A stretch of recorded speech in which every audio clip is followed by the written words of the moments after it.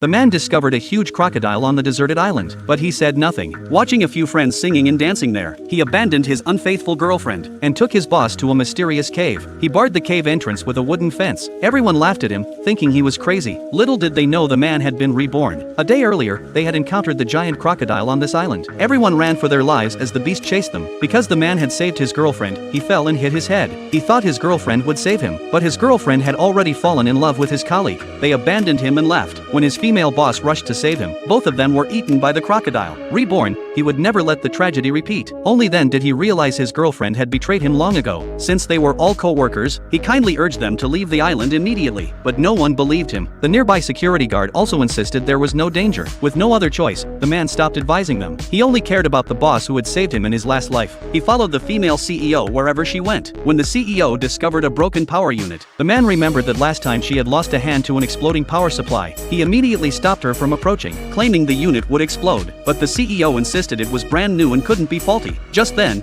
the unit exploded, and they were both thrown clear. The CEO believed the man's warning. The man also realized everything was unfolding exactly as it had the day before. Tonight at 8 p.m. a violent storm would strike, and the giant crocodile would attack them as before. The explosion drew everyone's attention. The man warned them that the weather would turn severe at 8 p.m. tonight. By then, a tens of meters long crocodile would crawl ashore. Everyone insisted the weather was fine and couldn't change so suddenly. They suspected the man had staged the explosion, but the CEO trusted him because she had just witnessed the power supply explode. Still, the group refused to leave. Seeing this, the man no longer bothered to persuade them. He grabbed his bag and told the CEO to follow him. The CEO chose to trust him. Before leaving, the man gave the other co-workers a tool for self-defense, but they didn't believe him at all. Little did they know that eyes were watching them. With no boat to leave, they could only hide in the cave. The man recalled that in his last life, only those who hid in the cave were safe, so this time they would take refuge there as well. The CEO wondered why he didn't bring his girlfriend. Seeing his girlfriend's betrayal, he felt no reason to care about her fate. They gathered plenty of wood and made a fire, then boarded up the cave entrance with planks. As long as the fire burned,